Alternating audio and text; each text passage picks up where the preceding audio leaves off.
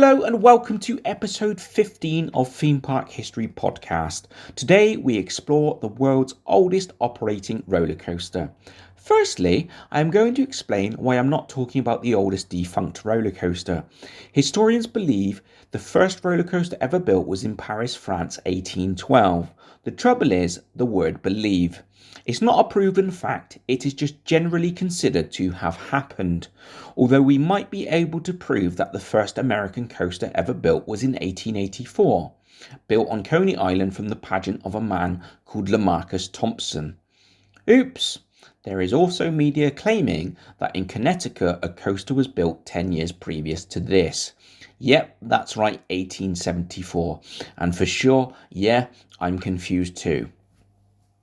Either way, we don't have the first ever roller coaster built, so it would be unfair to go down that route. But it doesn't hurt to explore the foundations of how roller coasters became part of our lives. Obviously, we have mentioned the Frost Fairs in a previous episode, giving brief detail of how sleds were used across the ice during them. However, this is not truly considered the real origin of roller coasters.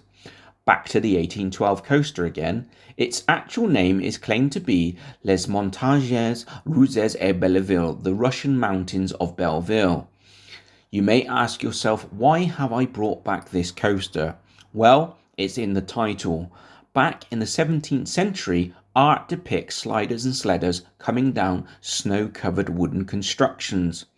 I use the term sliders loosely as the artwork shows people sliding down on their back, but I'm pretty sure people would have been more daring than that. So let's get to the main point of the episode, the main point being Leap the Dips.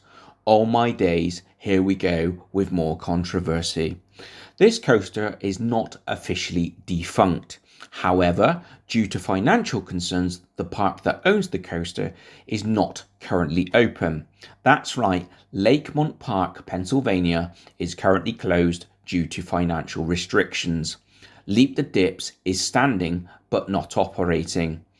But no media claims that it is defunct. Here we go, folks. The oldest operating roller coaster in the world is Leap the Dips. Let's talk in more depth about this absolute gem of roller coaster history.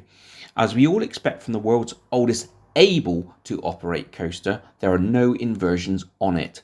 Single car trains, riders are arranged across 2 rows with 2 seats, making it 4 riders per car.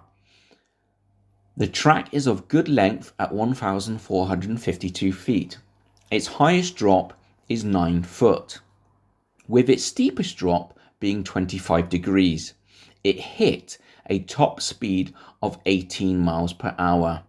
How about the more important stuff, like who designed it? Well, its designer was Edward Joy Morris, and the design to build cost a total of $15,000.